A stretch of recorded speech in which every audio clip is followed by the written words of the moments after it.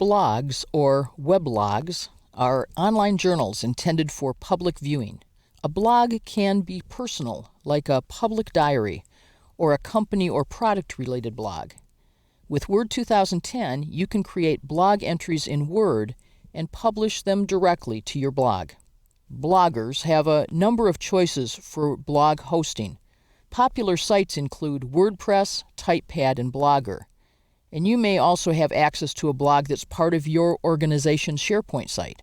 One of the factors to consider when blogging is the quality and use of the editor that the site uses, since that's how most users enter the text for their articles.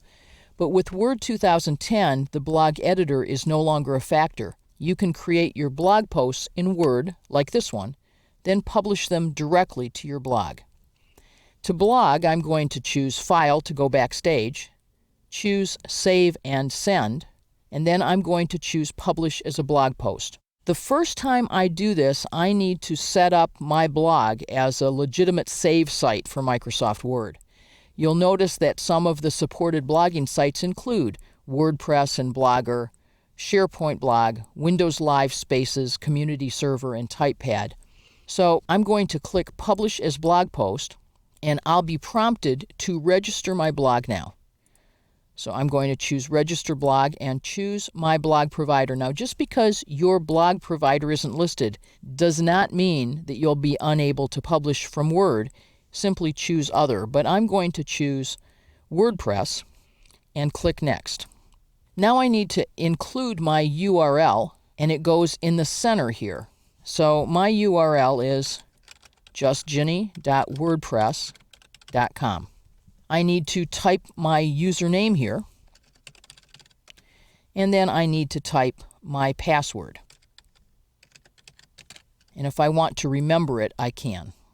And click OK. It says when Word sends information, it might be possible for others. I'm simply going to say yes. And notice how quickly it's established a handshake with my blog site that says, "Hi, I'm Word. Are you WordPress, and can Ginny publish here?" So I'm going to say OK. And now I'm in a blog post. Notice that I have a new document that's a version of the document I was in, and it asks me to enter my post title here. I'm going to just delete it out of my document and enter it. And I can choose a category that I've already established on my blog to post this under. So it wants me to go retrieve my list of categories. I'll be entering my information again. Might be a good time to remember this password, at least for a while. And I have a list of categories here that I created previously. This is actually uncategorized. And I'm ready now to publish. I have some choices. I can publish it as a draft, which means that it will be pushed out to my blog but kept in a back room. Or I can publish it to my site, and I'm going to do that right now. And my post has now been published on my blog. Let's go take a look at it. I can close this document, but first, I might want to save this because one of the things that I like about publishing my blog in Word is that I have the opportunity to save my posts here locally. So I can save this, and I'm going to choose to save this in my document library, and it says this post was published at a particular time. I can create a new folder for it for my blog posts.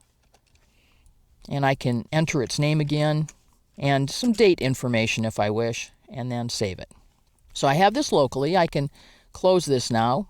I don't need it any longer.